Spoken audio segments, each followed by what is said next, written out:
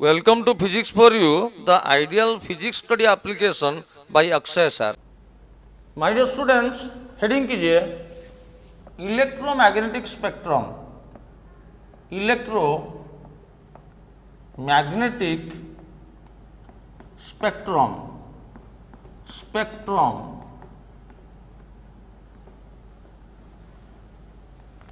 उसका डेफिनेशन पहले लिखिए, इसको अंडरलाइन कीजिए, लिखिए when all the electromagnetic waves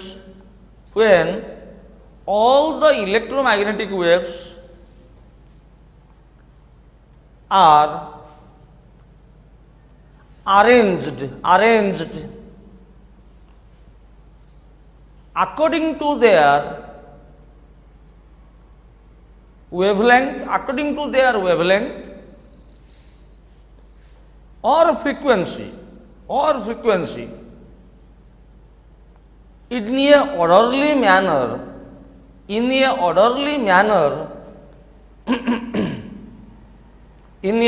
manner comma, the sequence is called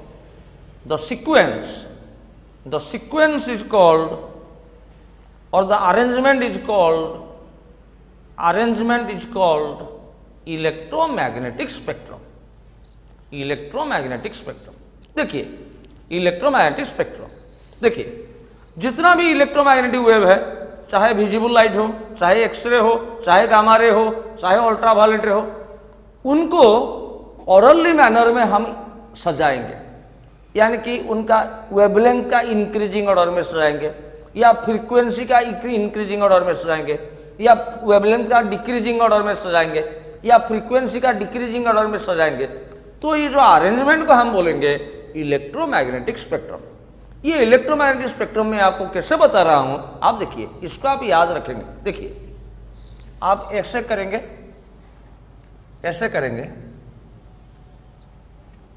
आपको मैं बताया था रमी भक्स जी, तो दिस इज एक्चुअली ऐसे में कर दिया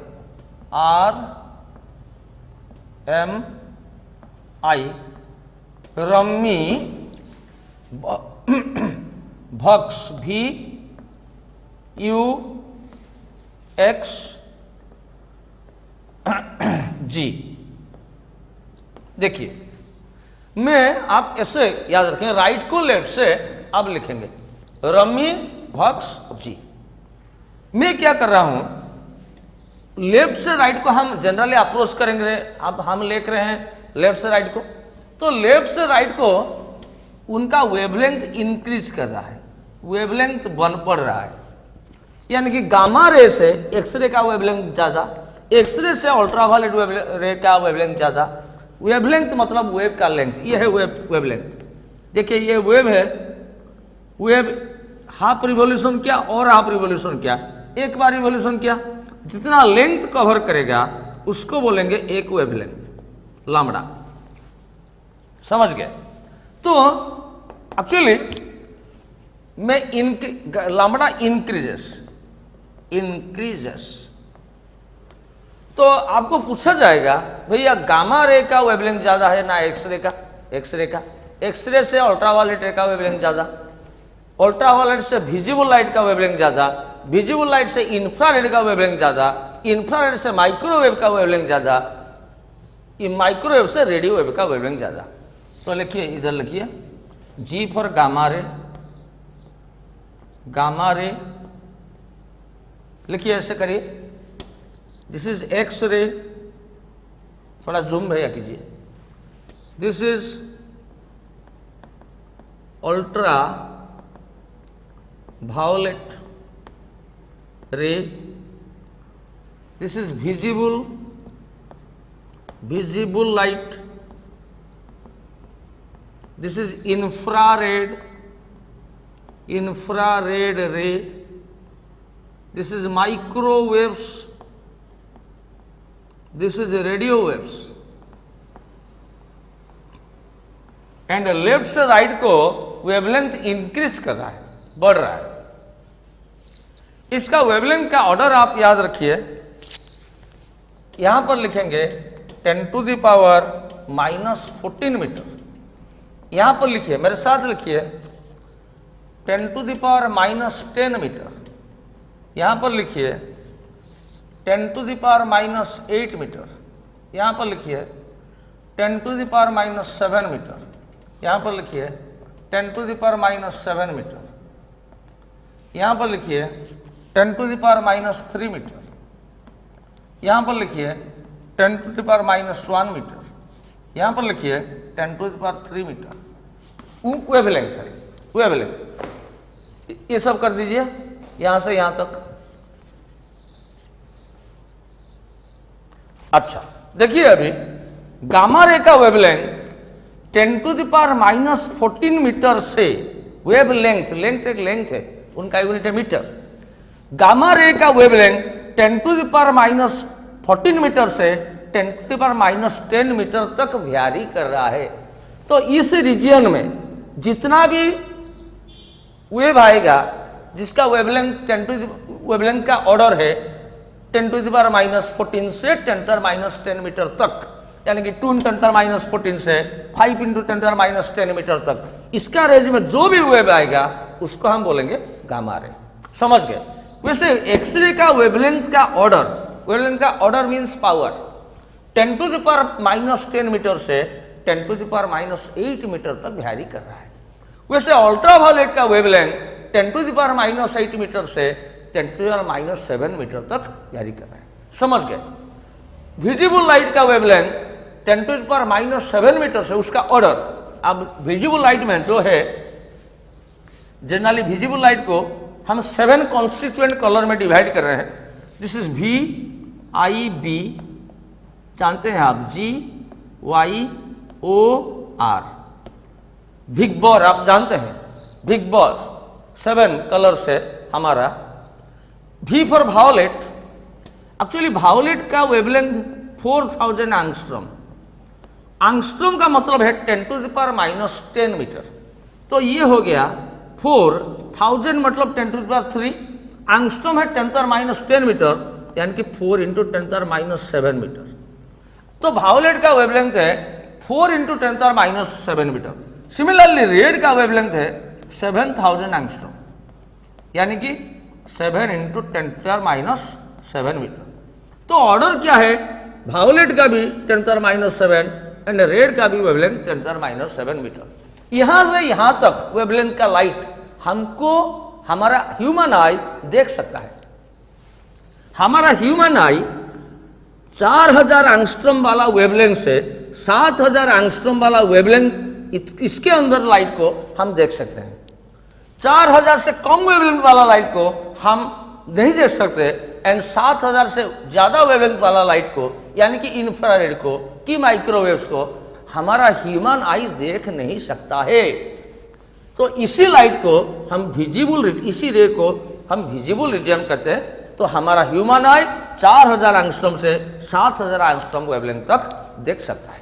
अच्छा, मैं आपको जो बताया रमी भक्स जी, तो लेफ्ट से राइट को आपका वेवलेंथ बढ़ रहा है। आपका क्वेश्चन पूछा जाएगा कि एक्सरे और माइक्रोवेव्स के बीच में किसका वेवलेंथ ज्यादा है? आप बोलेंगे माइक्रोवेव्स का। किसका कम है? या एक्सरे का। समझ गए? तो ऐसे लिखेंगे, नीचे लिखिए wavelength of gamma ray is less than wavelength of x-ray. लिखिए मेरे साथ, is less than wavelength of ultraviolet ray, UV ray, is less than wavelength of visible light, is less than wavelength of infrared ray, IR, is less than wavelength of microwaves is less than wavelength of radio waves. Radio waves भी दो प्रकार का होता है, short wave, long wave वाला radio waves, जो कि हम जनरली सेल फोन में यूज करते हैं, सेल फोन टेक्नोलॉजी। तो लेफ्ट से राइट तक वेवलेंथ इंक्रीज कर रहा है। अच्छा, फ्रीक्वेंसी हम जानते हैं, देखिए वेलोसिटी, वेवलेंथ और फ्रीक्वेंसी के बीच में रिलेशन है। एक वेव जा रहा है, एक वेव जा रहा है ऐसे, ये एक वेव है। वेव क्या है? ये कॉन्टिन्यूअस डिस्टर्बेंस या वाइब्रेशन है। पार्टिकल वाइब्रेट कर रहा है, इसीलिए वेव प्रोपागेट कर रहा है। तो वेव एक बार रिवॉल्व करने के टाइम में, कंप्लीट साइकिल आने में, हाफ रिवॉल्यूशन जितना डिस्टेंस कवर करेगा उसको बोलेंगे एक वेवलेंथ। अच्छा, एक बार रिवॉल्व करने में, ओसिलेट करने में जितना टाइम लगेगा यहां से यहां तक, हाफ फुल हो गया, जितना टाइम लगेगा उसको बोलेंगे एक टाइम पीरियड। और 1/टाइम पीरियड को आप जानते हैं फ्रीक्वेंसी पर कहा जाता है। और वेव जाता है एक पर्टिकुलर वेलोसिटी में। ये वेलोसिटी वेवलेंथ के बीच में रिलेशन नहीं है, आप जानते हैं v = f लैम्डा। ये वेव का, where v is velocity of the wave, f is frequency of the wave and lambda is wavelength of the wave. ये कैसे हुआ? देखिए, वेव जनरली यूनिफॉर्मली जाता है। वेव का वेलोसिटी कांस्टेंट होता है और यूनिफॉर्म मोशन में we know that speed is equal to distance by time. Speed is equal to distance by time for uniform motion, for uniform motion. देखिए पहले, तो v मतलब स्पीड या वेलोसिटी का मैग्नीट्यूड। वेव का स्पीड एक बार complete revolution करने में, for one complete revolution, for one complete cycle. देखिए s क्या है? एक बार आने से कितना, s मतलब डिस्टेंस, कितना डिस्टेंस जाएगा? ये हाफ रिवॉल्यूशन, ये अनदर हाफ रिवॉल्यूशन, फुल हो गया। कितना डिस्टेंस गया? ये डिस्टेंस को क्या बोलेंगे? लैम्डा बोलेंगे, एक वेवलेंथ। s = lambda. एक कंप्लीट रोटेशन के लिए जितना टाइम लगता है, एक बार वेव को आने के लिए, कंप्लीट रोटेशन करने के लिए डिस्टर्बेंस को जितना टाइम लगता है उसको बोलते हैं एक टाइम पीरियड। समझ गए? तो s के जगह लैम्डा एंड t के जगह कैपिटल T हम पुट करेंगे तो क्या हो जाएगा? इधर दिखाइए, v = s के जगह में एक बार कंप्लीट साइकिल किया, लैम्डा बाई t के जगह में कैपिटल T पुट किया। इसको ऐसे लिख सकते हैं 1/t इंटू लैम्डा। देखिए, लैम्डा बाई टी मतलब 1/t इंटू लैम्डा। समझ गए? 1/टाइम पीरियड को बोला जाता है फ्रीक्वेंसी। आप जानते हैं 1/टाइम period equal frequency into lambda. तो वेव का वेलोसिटी, वेवलेंथ और फ्रीक्वेंसी के बीच में रिलेशन है, सो v = f लैम्डा। समझ गए मेरी बात? v = f lambda. लिखिए, यहां से यहां तक लिखिए।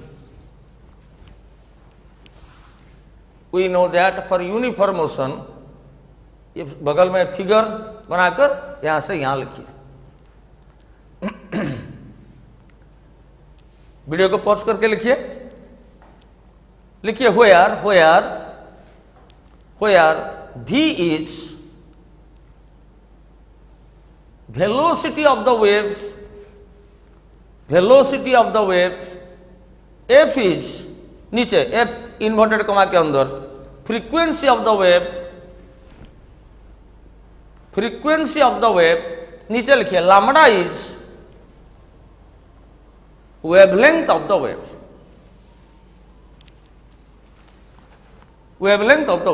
तो वेलोसिटी, वेवलेंथ और फ्रीक्वेंसी के बीच में रिलेशन v = f लैम्डा है। इसको आपको याद रखना है, ये मॉडर्न फिजिक्स में भी आपका यूज होगा। अच्छा, मैं आपको जानकारी के लिए एक बता दूं, ये जो सब इलेक्ट्रोमैग्नेटिक वेव है, ऑल द इलेक्ट्रोमैग्नेटिक वेव, ये सब वैक्यूम में कितना स्पीड में ट्रैवल करता है? लाइट का स्पीड में। कितना स्पीड में? लाइट का स्पीड। वैक्यूम में उनका स्पीड होता है सेम आज लाइट का स्पीड, यानी कि 3 × 10⁸ मीटर पर सेकेंड। सिंस, ऐसा लिखिए, since all the electromagnetic waves, EMW लिखिए, travel with a speed equal to, लिखिए मेरे साथ, speed of light speed of light का सिंबल क्या है? सी ब्रैकेट के अंदर इन वैक्यूम और एयर में भी हो सकता है। सो V के जगह क्या पुट करेंगे? V मतलब स्पीड ऑफ इलेक्ट्रोमैग्नेटिक वेव या velocity of electromagnetic wave. Electromagnetic wave कितना वेलोसिटी में जाता है उसका वेलोसिटी होता है लाइट का वेलोसिटी के साथ या स्पीड के साथ same. So C is equal to F lambda. क्यों? Since V is equal to C। Speed of electromagnetic wave और वेलोसिटी ऑफ इलेक्ट्रोमैग्नेटिक वेव है C, तो C is equal to F lambda. Electromagnetic wave vacuum में कितना velocity में जाता है? C velocity में, that is speed of light. So C is equal to F lambda. Where C का value क्या है? C का वैल्यू है 3 इंटू 10⁸ मीटर पर सेकेंड। ये भी लिखिए। स्पीड ऑफ लाइट का वैल्यू है या वेलोसिटी ऑफ लाइट का वैल्यू क्या है? 3 इंटू 10⁸ मीटर पर सेकेंड। समझ गए? अच्छा, मैं अभी इलेक्ट्रोमैग्नेटिक स्पेक्ट्रम को रिटर्न करता हूं। देखिए, इलेक्ट्रोमैग्नेटिक स्पेक्ट्रम में मैं आपको इतना तक समझाया कि भैया मैं जो आपको जो स्पेक्ट्रम आप याद रखे हैं, रमी वॉक्स जी, लेफ्ट से राइट वेवलेंथ इंक्रीज कर रहा है, वेवलेंथ इंक्रीज कर रहा है, इंक्रीजेस, यानी कि और गामा रे से एक्सरे का वेवलेंथ ज्यादा, एक्सरे से अल्ट्रावायलेट रे का वेवलेंथ ज्यादा। पहले समझिए, अल्ट्रावायलेट से विजिबल लाइट का वेवलेंथ ज्यादा, और वेवलेंथ का ऑर्डर आपको याद रखेंगे 10⁻⁻14 -10 -8 -7 -7 -3 -1 3। इसको आप याद रखना चाहिए। तो अभी फ्रीक्वेंसी क्या होगा? देखिए, we know that electromagnetic wave में कौन सा फॉर्मूला लागू होगा? V equal to F lambda. हर वेव का फॉर्मूला होता है वेलोसिटी, वेवलेंथ और फ्रीक्वेंसी के बीच में रिलेशन। पर इलेक्ट्रोमैग्नेटिक वेव सब कितना वेलोसिटी में ट्रैवल करते हैं? लाइट का वेलोसिटी में। C equal to F lambda. It implies F क्या होगा? This is C by lambda. It implies F is equal to, देखिए C का वैल्यू है 3 into 10⁸ by lambda. Let us से ये गामा रे का वेवलेंथ इतना से इतना वैरी करता है, यानी कि 10⁻⁻14 मीटर से 10⁻⁻10 मीटर। तो मैं इसका रेंज पकाता हूं, 10⁻⁻14 में पुट करता हूं, वेवलेंथ के जगह, लैम्डा के जगह 10⁻⁻14 मीटर में पुट करता हूं। सो इसको 3 में, इसका ऑर्डर में लेता हूं ओनली 10⁸। तो -14 ऊपर चला जाएगा तो 10⁻22 आ जाएगा। 14 + 8 फ्रीक्वेंसी का यूनिट हर्ट्ज। तो ये गामा रे का फ्रीक्वेंसी का ऑर्डर होगा 10⁻22 हर्ट्ज। समझ गए? वेवलेंथ का ऑर्डर जब 10⁻⁻14 मीटर होगा, फ्रीक्वेंसी का ऑर्डर होगा 10⁻22 हर्ट्ज। अच्छा, इसका वेवलेंथ 10⁻⁻10 मीटर ऑर्डर है। तो again VC equal to F lambda, F equal to C by lambda. C के जगह में 3 इंटू 10⁸ को 10⁸ पुट किया, और लैम्डा के जगह ये वैल्यू मैं लिख रहा हूं 10⁻⁻10। तो -10 ऊपर चला जाएगा तो 10 हो जाएगा, 10 + 8 ये हो जाएगा 18। तो कहने का मतलब है जिस वेव का वेवलेंथ 10⁻⁻10 मीटर है, उसका ऑर्डर, उसका फ्रीक्वेंसी का ऑर्डर 10⁻18 हर्ट्ज होगा। इस यहां पर लिखिए 10⁻18 हर्ट्ज। समझ गए? फिर 10⁻⁻8 जब वेवलेंथ होगा उस टाइम ऑर्डर क्या होगा? देखिए, वेवलेंथ के जगह, लैम्डा के जगह मैं 10⁻⁸ पुट किया, तो -8 ऊपर चला जाएगा तो +8 हो जाएगा, ये 16 हो जाएगा। तो फ्रीक्वेंसी का ऑर्डर होगा 10⁻16 हर्ट्ज। जब वेवलेंथ, ये लैम्डा है, लैम्डा का ये सब ऑर्डर है, जब वेवलेंथ का ऑर्डर 10⁻⁻8 होगा, फ्रीक्वेंसी का ऑर्डर होगा 10⁻16 हर्ट्ज। जब -7 होगा वेवलेंथ, लैम्डा के जगह -7 पुट किया, ऊपर चला जाएगा तो 10⁻15 हर्ट्ज हो जाएगा। यहां पर लिखिए 10⁻15 हर्ट्ज। फिर यहां पर भी 10⁻⁻7 मीटर है, तो 10⁻15 हर्ट्ज। अच्छा, यह इसका वेवलेंथ 10⁻³ मीटर है, तो लामड़ा की जगह 10⁻³ पुट करेंगे तो ऊपर चला जाएगा, ये हो जाएगा 10⁻11 हर्ट्ज। 11 हर्ट्ज 10⁻1 मीटर होगा तो वेवलेंथ, ये ऊपर चला जाएगा तो 10⁻9 हर्ट्ज हो जाएगा, 10⁻9 हर्ट्ज। अच्छा, जब लामड़ा का ऑर्डर 10⁻3 होगा, लामड़ा का ऑर्डर 10⁻3 होगा, ये कैंसिल हो जाएगा, 10⁻5 हो जाएगा, 10⁵ हर्ट्ज। देखिए, ये इलेक्ट्रोमैग्नेटिक स्पेक्ट्रम, आप इलेक्ट्रोमैग्नेटिक स्पेक्ट्रम में क्या बोला था, जितना भी इलेक्ट्रोमैग्नेटिक वेव को इंक्रीजिंग ऑर्डर ऑफ वेवलेंथ या decreasing order of wavelength, increasing order of frequency या डिक्रीजिंग ऑर्डर ऑफ फ्रीक्वेंसी, कोई भी एक पर्टिकुलर ऑर्डर में हम अरेंज करेंगे तो उसी अरेंजमेंट को हम इलेक्ट्रोमैग्नेटिक स्पेक्ट्रम बोलेंगे।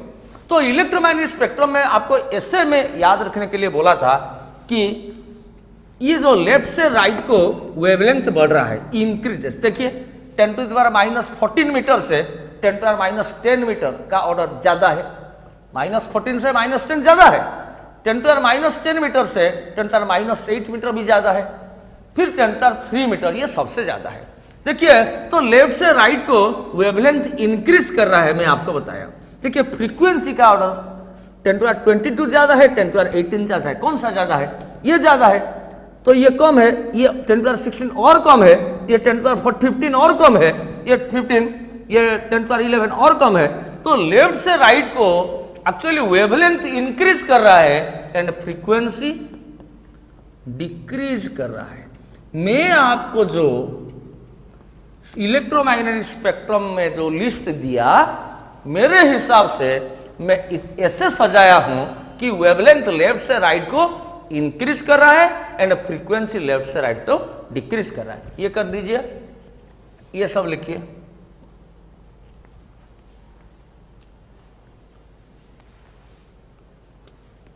ये सब लिखिए।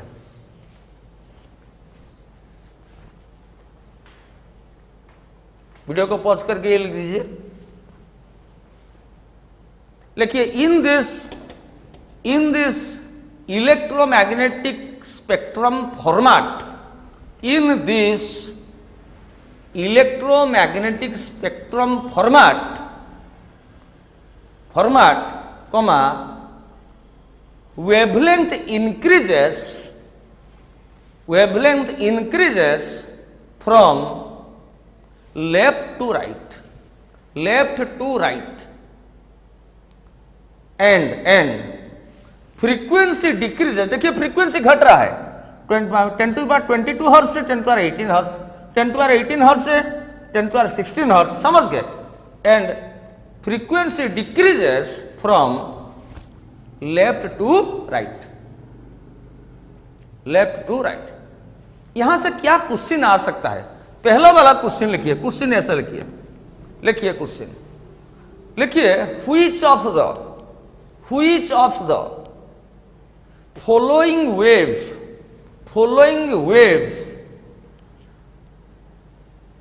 has wavelength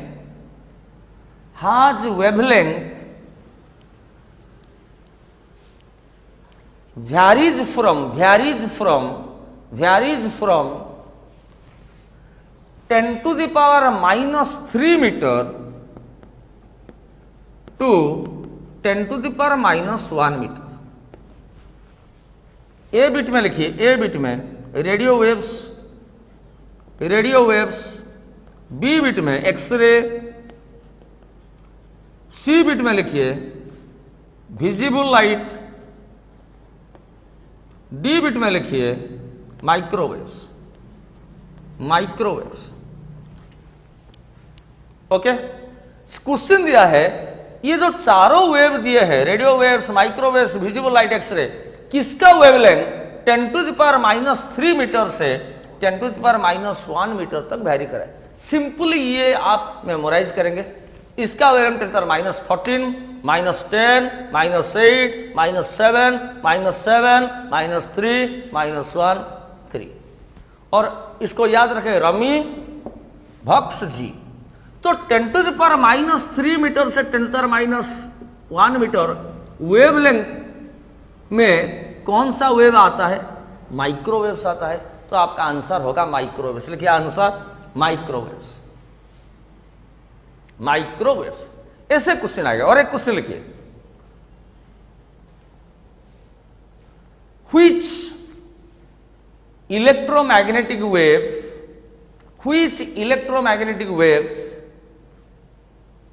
have wavelength ranging from, लिखिए ranging from, इनका उसका रेंज उसका limit ranging from 10⁻⁸ meter to 10⁻⁷ meter. तो देखिए किसका वेवलेंथ पूछा है, तो 10⁻⁸ meter to 10⁻⁷ meter wavelength range में कौन सा वेव आता है? कौन सा वेव? इसको आप याद रखेंगे तो अल्ट्रा वायोलेट रे। आंसर क्या है? लिखिए अल्ट्रा वायोलेट रे। अल्ट्रा वायोलेट रे, उसको यूवी रे भी बोला जाता है। अच्छा, ऐसे भी क्वेश्चन आएगा फ्रीक्वेंसी का ऑर्डर। आप वेवलेंथ का ऑर्डर याद रखेंगे तो फ्रीक्वेंसी का ऑर्डर ऐसे निकल जाएगा, v = f लैम्बडा या c = f lambda, f = c/λ। तो लैम्बडा का ऑर्डर पुट करेंगे, ये तो c का वैल्यू है 3 × 10⁸, तो ओनली 10⁸ पुट कर लैम्बडा का ऑर्डर पुट करेंगे तो ये निकल जाएगा। तो इसको भी याद रखने के लिए कोशिश कीजिए। 10⁻22, 10⁻18, 10⁻16, 15, 11, 9, 5। तो इसका फ्रीक्वेंसी ज्यादा, इसका कम, इसका कम, इसका कम, यानी कि लेफ्ट से राइट को वेवलेंथ बढ़ रहा है एंड फ्रीक्वेंसी घट रहा है। ऐसे क्वेश्चन आएगा, लिखिए in between x-ray and infrared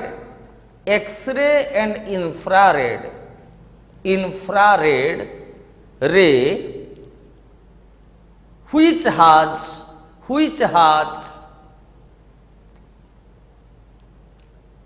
more frequency, किसका फ्रीक्वेंसी ज्यादा है? देखिए मोर फ्रीक्वेंसी, देखिए एक्सरे का फ्रीक्वेंसी का ऑर्डर 10⁻18 हर्ट्ज से 10⁻16 हर्ट्ज है। 10⁻18 से 10⁻16 माने एक में 16, उसका एवरेज लेंगे तो 10⁻17 आ जाएगा। एन इंफ्रारेड रे का फ्रीक्वेंसी का ऑर्डर 10⁻15 से 10⁻11 हर्ट्ज, उसका एवरेज लेंगे तो लगभग क्या आ जाएगा? 10⁻13 में आ जाएगा। तो किसका फ्रीक्वेंसी ज्यादा है भैया, एक्सरे का या इंफ्रारेड का? तो नेचुरली लेफ्ट से राइट को फ्रीक्वेंसी घट रहा है तो एक्सरे का फ्रीक्वेंसी ज्यादा है। क्वेश्चन दिया है मोर फ्रीक्वेंसी, यानी कि लिखिए आंसर लिखिए X-ray has more frequency. X-ray has, answer लिखिए X-ray has more frequency than infrared ray. Infrared ray ऐसे ही क्वेश्चन आएगा बोर्ड में। मैं जो क्वेश्चन दे रहा हूं वही क्वेश्चन आएगा। और एक क्वेश्चन लिखिए अरेंज द फॉलोइंग वेव्स। लिखिए क्वेश्चन, लिखिए क्वेश्चन लेफ्ट में क्यू, अरेंज द फॉलोइंग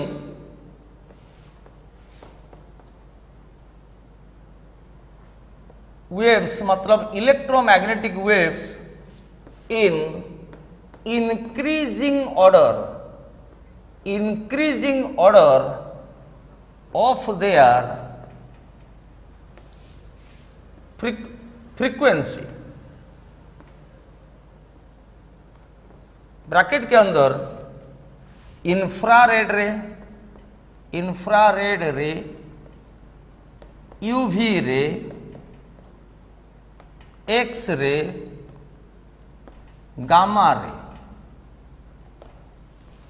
ये चारों को आप अरेंज करिए in the increasing order of their frequency. Increasing order का मतलब है फ्रीक्वेंसी इंक्रीज कर रहा है, बढ़ रहा है। आप जानते हैं ये जो रमी भक्स जी जो आप याद रखे हैं, लेफ्ट के से राइट को वेवलेंथ बढ़ रहा है पर फ्रीक्वेंसी घट रहा है।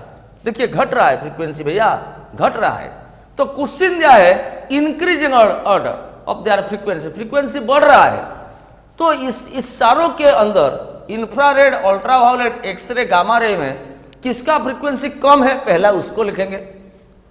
I think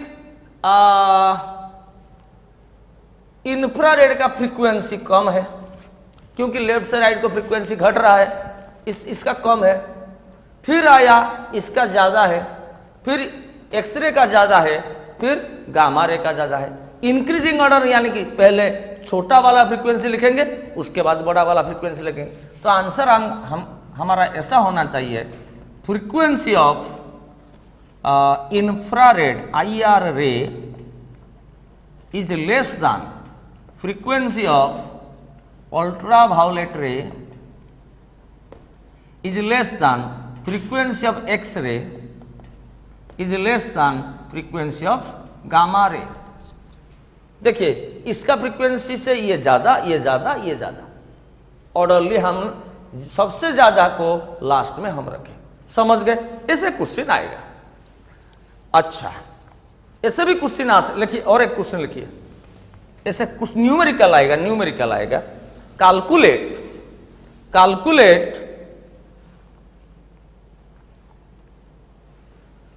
the frequency of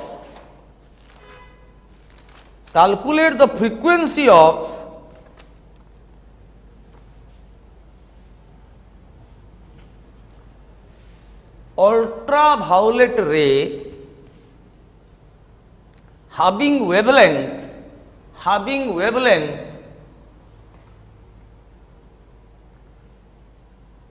1.5 nanometer, 1.5 nanometre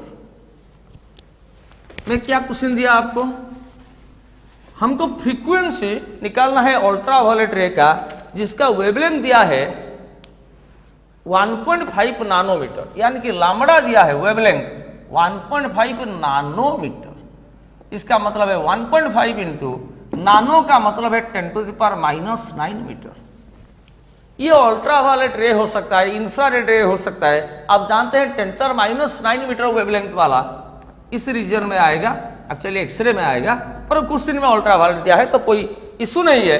इसका वेवलेंथ इतना दिया है, क्वेश्चन पूछा उसका फ्रीक्वेंसी क्या है। We know that electromagnetic wave में वेलोसिटी, वेवलेंथ और फ्रीक्वेंसी के बीच में रिलेशन आपको याद रखना है, C = F लैम्बडा, और एनी वेव में V = F लैम्बडा। समझ गए मेरी बात?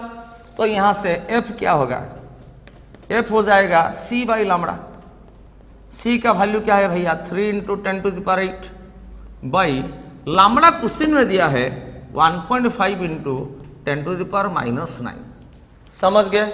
C का वैल्यू याद रखेंगे 10⁸ मीटर पर सेकेंड, ये हो जाएगा। तो 1.5 3 कैंसिल हो जाएगा, 2 रहा इंटू 10⁻⁹ ऊपर चला जाएगा तो +9 रहा, +9 + 8 ये 17 हो जाएगा, और फ्रीक्वेंसी का यूनिट हो जाएगा हर्ट्ज, यानी कि सेकंड इनवर्स। इसको कर दीजिए solution.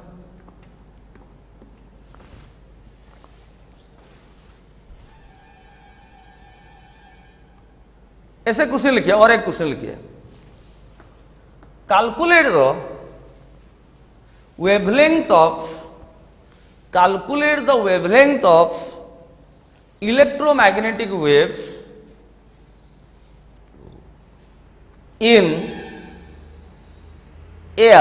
in air if its frequency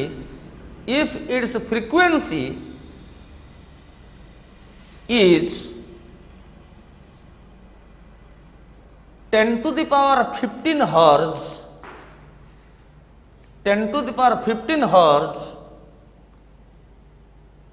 okay, देखिए एक एक्चुअली आप याद रखिए, एक चीज याद रखिए।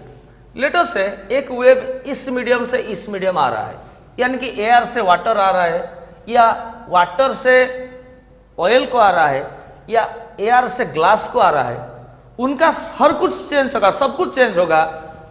ये इलेक्ट्रोमैग्नेटिक वेव का वेलोसिटी अलग हो जाएगा, इलेक्ट्रोमैग्नेटिक वेव का वेवलेंथ अलग हो जाएगा, यानी कि एयर में अलग तो पानी में भी अलग। इनका, बट फ्रीक्वेंसी दोनों का सेम रहेगा। दोनों मीडियम में इलेक्ट्रोमैग्नेटिक वेव का फ्रीक्वेंसी सेम रहेगा। लेट अस से यहां से रेड लाइट आता है तो एयर में रेड लाइट का फ्रीक्वेंसी जितना है वाटर में भी उतना होगा, ग्लास में भी उतना होगा, क्योंकि frequency is the measurement of colour. Colour का मेजरमेंट कौन है? फ्रीक्वेंसी।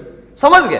तो कलर चेंज नहीं होता, इसलिए फ्रीक्वेंसी वही रहता। ठीक है, अभी क्वेश्चन दिया है, देखिए एक वेव दिया है जिसका फ्रीक्वेंसी है 10⁻15 हर्ट्ज। ओके, तो उसका वेवलेंथ क्या होगा? We know that electromagnetic wave air में या वैक्यूम में उसका फॉर्मूला है V equal to F lambda, नहीं C equal to F lambda, implies lambda क्या होगा? C/F। तो C के जगह हम पुट करेंगे 3 × 10⁸ बाई, इसको याद रखेंगे, मीटर पर सेकेंड, और CGS में 3 × 10⁻10 सेंटीमीटर पर सेकेंड, यानी फ्रीक्वेंसी की जगह 10⁻15 हर्ट्ज पुट करेंगे। तो ये हो जाएगा 3 × 15 ऊपर चला जाएगा तो 8 - 15 हो जाएगा -7 मीटर। तो लैम्बडा इतना होगा एंड 10⁻⁻7 मीटर ये हो जाएगा, ये आंसर। आपको ऐसे पूछा जाएगा एंगस्ट्रॉम में, एंगस्ट्रॉम में जो ऑप्शन देगा, आप जानते हैं 1 एंगस्ट्रॉम इज इक्वल टू 10⁻10 मीटर। तो ऐसे हो जाएगा 3 × 10⁻, लेट अस से मैं ऐसे कर रहा हूँ 3 × 10⁻10 मीटर, ऐसे हो सकता है।